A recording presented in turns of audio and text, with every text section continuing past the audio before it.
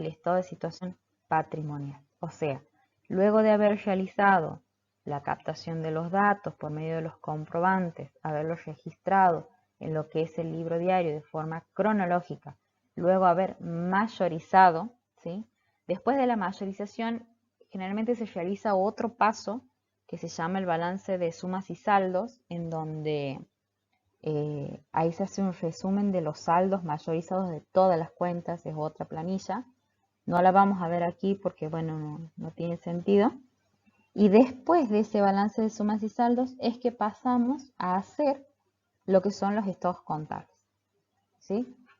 En este caso nosotros ahora vamos a ver lo que es el estado de situación patrimonial, que el estado de situación patrimonial es un estado contable que lo que hace vendría a ser como una foto, ¿sí? Es algo estático, nos brinda información a una fecha determinada. En este caso, supongamos que es al cierre del ejercicio, al 31 del 12, de la empresa Percheros S.A., ¿sí? Es simplemente un ejemplo.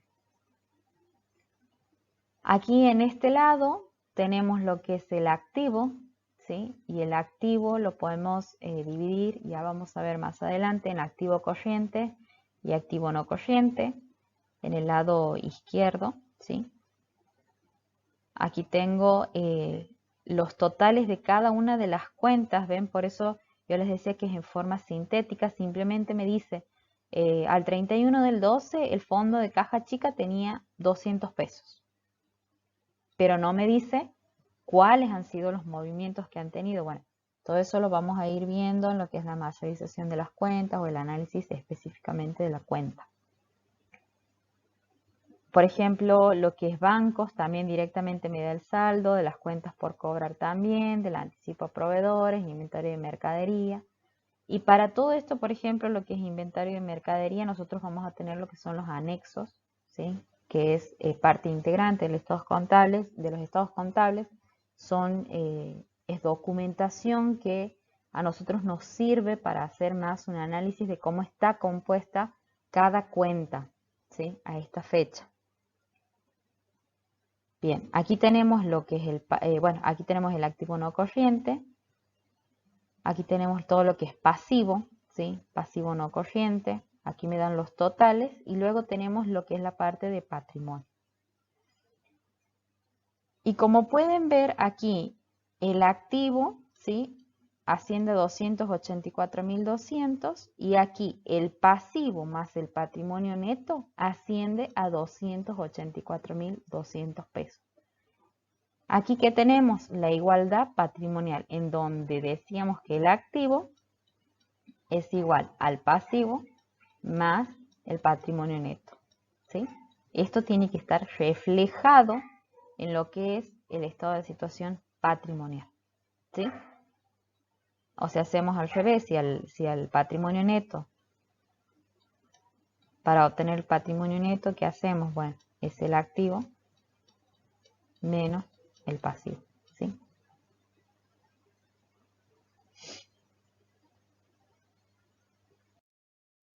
Bien. En la ponencia anterior habíamos visto este nuevo concepto, ¿sí? Que es la clasificación tanto de activos como pasivos en corrientes y no corrientes. Dentro de lo que es la contabilidad, este término se utiliza, por ejemplo, en el caso de los activos, hace referencia a, en el caso de activos corrientes o circulantes, ¿sí? Son todos aquellos que pueden convertirse en dinero en efectivo dentro de un año desde la fecha de cierre del ejercicio. Estoy hablando de convertibilidad en dinero en efectivo.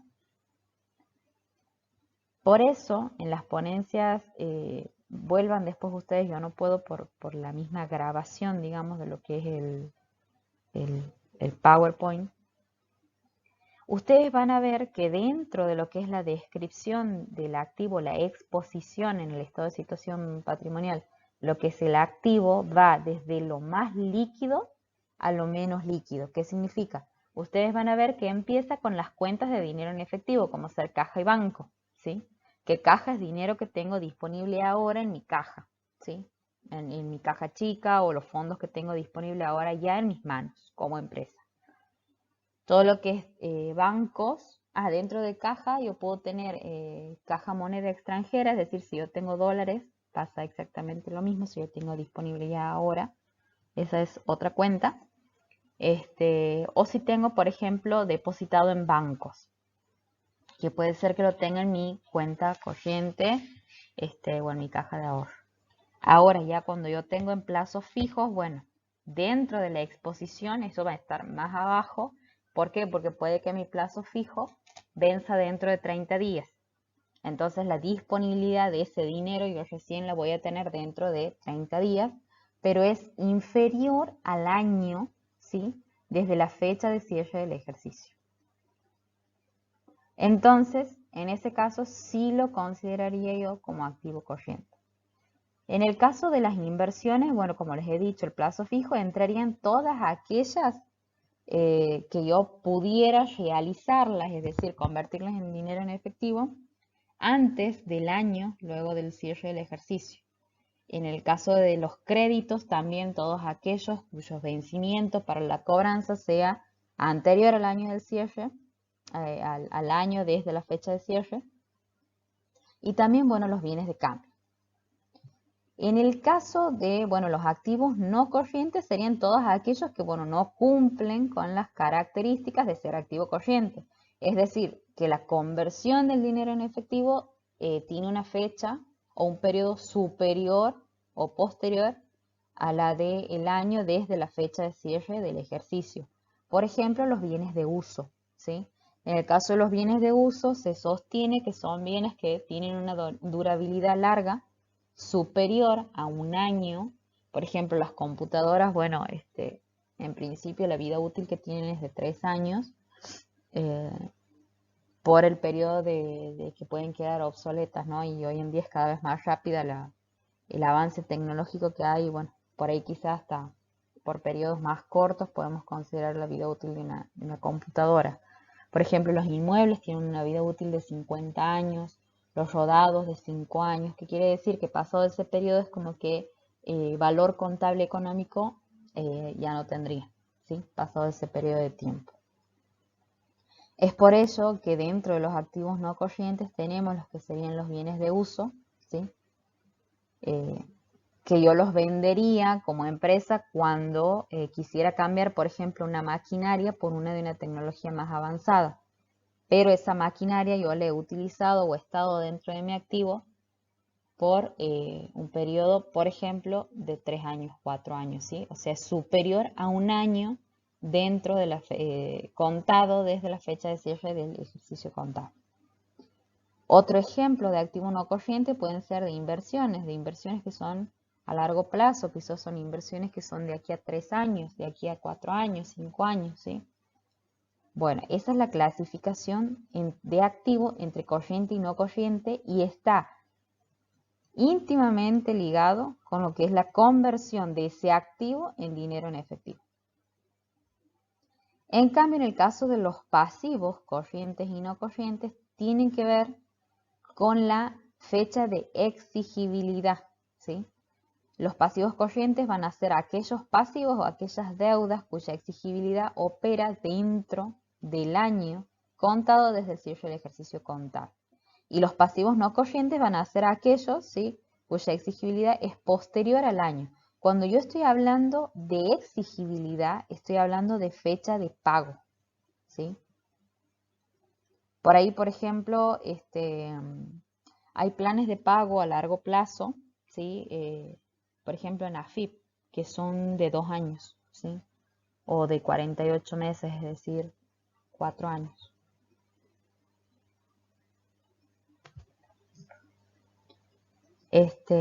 Entonces, en ese caso, todas las cuotas, digamos, que entrarían dentro de lo que es el año desde la fecha de cierre, lo contaríamos como corriente y el resto de la deuda del saldo que vencería más adelante se lo consideraría no corriente. Lo mismo pasa con las hipotecas. Hay hipotecas que son de 30 años, ¿sí?, de 20 años. En ese caso, hay una parte, la parte que sea exigible dentro del año, ¿sí?, contado desde la fecha de cierre, entraría como corriente y lo demás como no corriente. Y en el caso, por ejemplo, de deudas a proveedores a 60 días, a 30 días, 45 días, 90 días, bueno, todas esas entrarían siempre y cuando cuya exigibilidad sea dentro del año contado desde la fecha de cierre del ejercicio contable. ¿Por qué les enseño esto? Bueno, a partir de todo lo que hemos visto anteriormente, ¿sí? Tanto en la clase pasada como todos los temas que hemos venido tocando en esta clase hasta este momento, nos sirve para poder entender lo que serían estos dos ratios de análisis financiero, que como les he dicho anteriormente, no son los únicos, ¿sí? Pero sí está bueno que los entiendan a estos y la importancia que tienen para poder hacer un análisis financiero de cualquier situación en una empresa o de alguna inversión. El primer ratio que quería que vean era el de fondo de maniobra, ¿sí? Que el fondo de maniobra pone en manifiesto el grado de solvencia que tiene una entidad, una empresa o un ente, cualquiera sea, en el corto plazo, ¿sí? ¿Cómo lo obtengo ese fondo de maniobra? Por medio de la diferencia entre dos valores, entre el activo corriente y el pasivo corriente, ¿sí?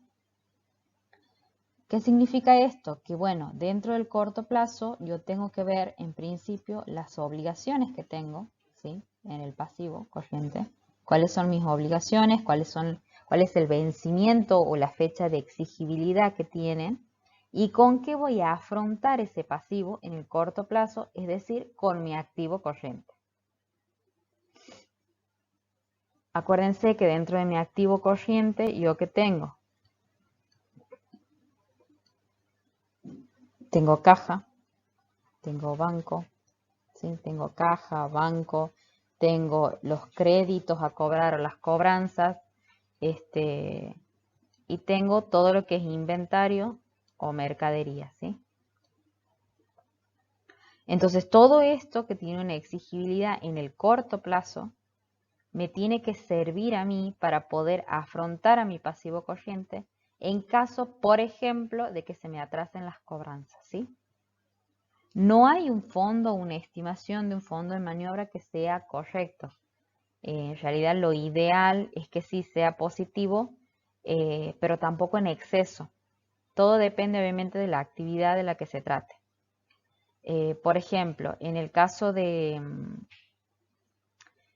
que sea un fondo de maniobra muy excesivo, ¿sí? Significa que yo tengo bienes o activos circulantes paralizados.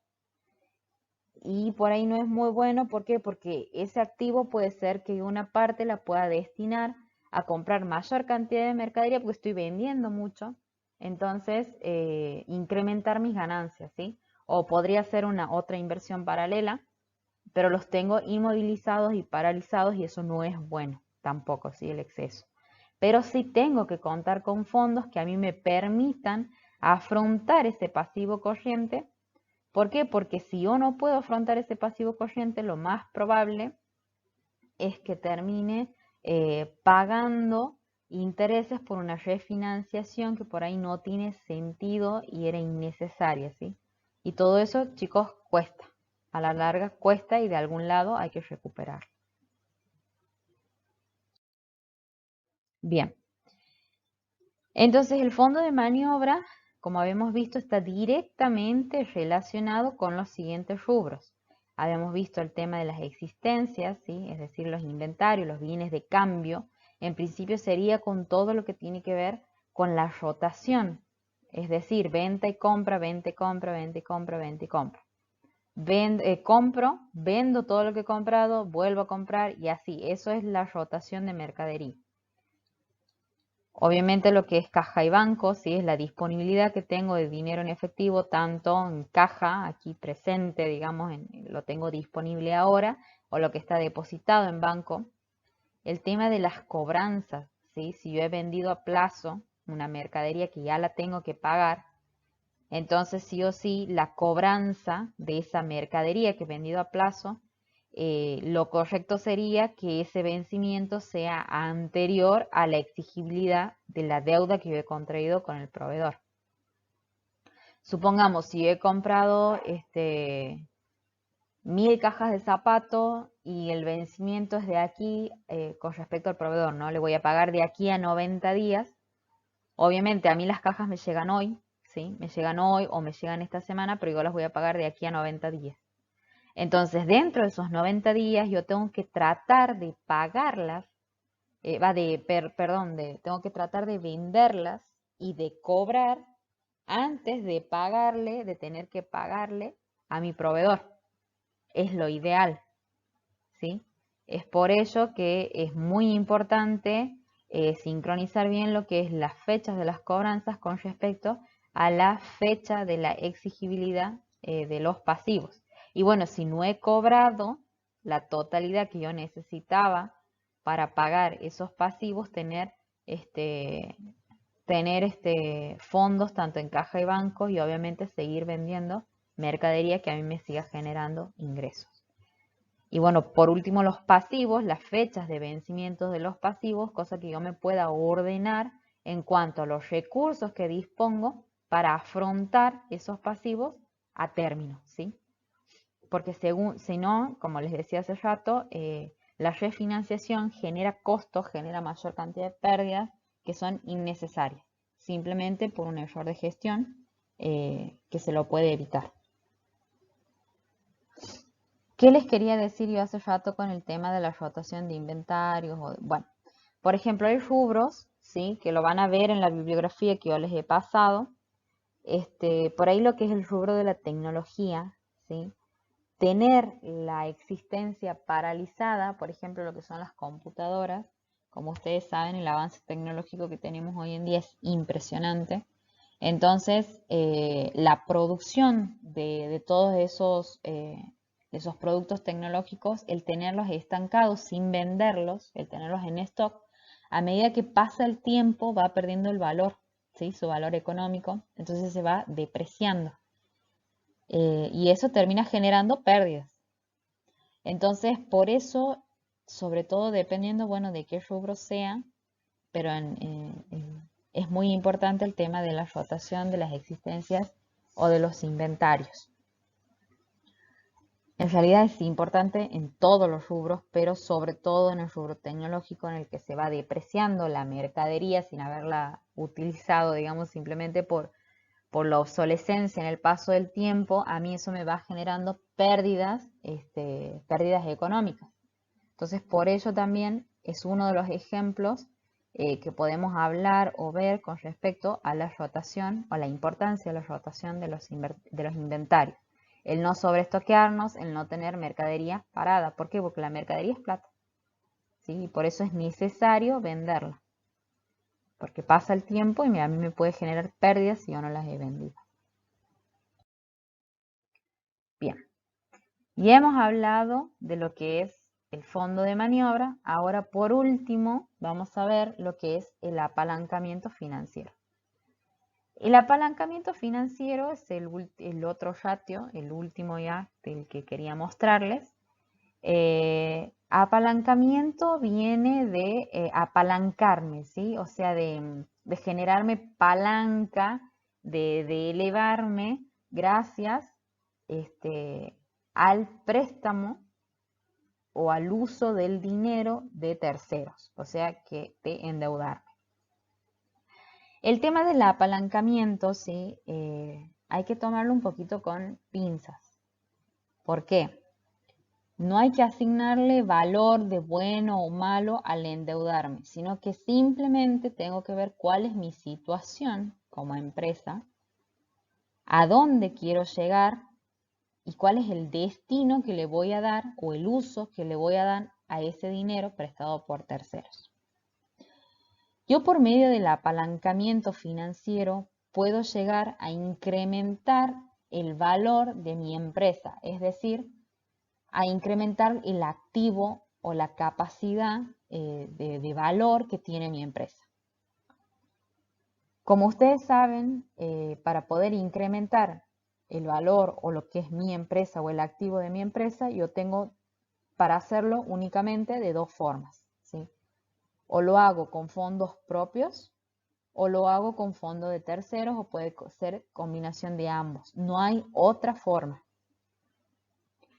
Entonces, supongamos que yo quiero, bueno, ampliar mi capacidad de venta, pero como mi capacidad de venta ya está al límite, ¿sí? Por la producción, por mi capacidad de producción en realidad, el volumen que estoy produciendo es el máximo y la única forma que yo tengo para incrementar ese volumen de producción es por medio de la compra de nuevas maquinarias. Esa compra de maquinarias, ¿sí? Con recursos propios a mí no me alcanza.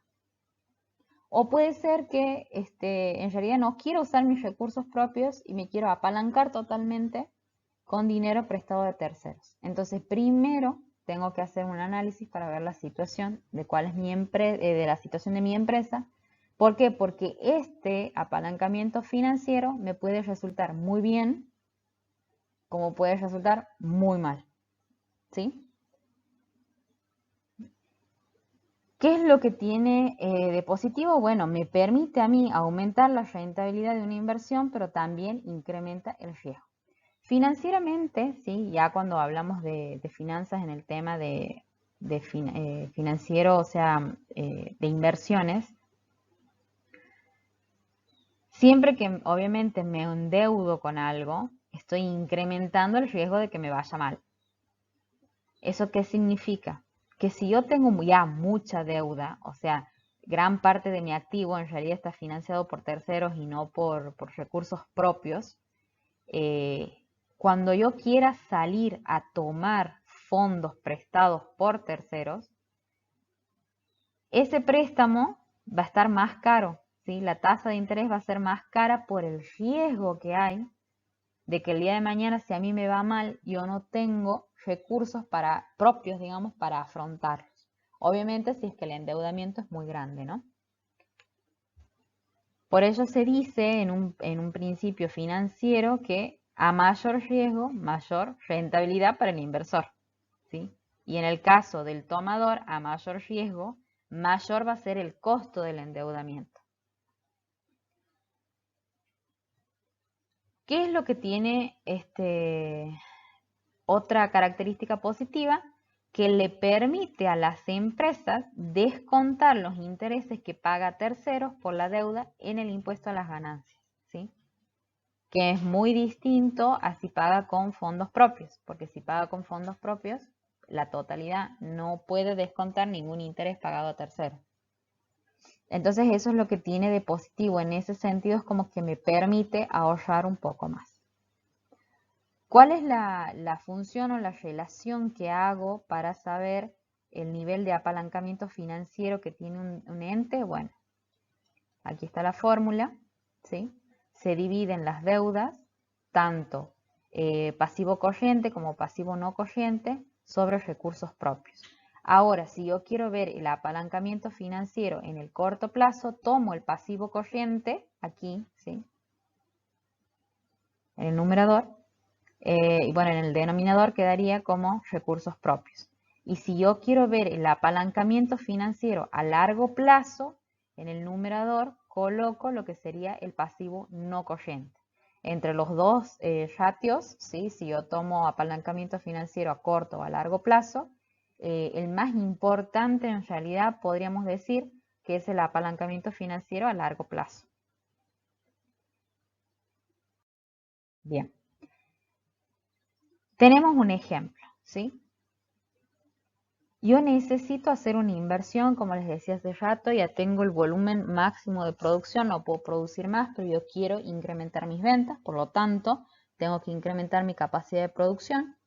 Entonces pago 400.000 pesos por un activo, ¿sí?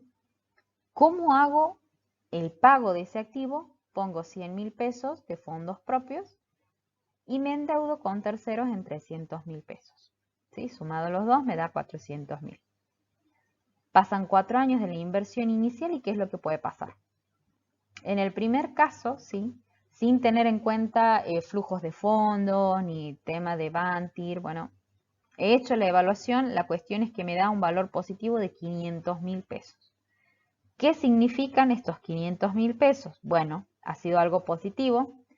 Si yo he tomado el valor actual para hacer la evaluación del proyecto de inversión, me da 500.000 con respecto a 400.000, es decir, he ganado.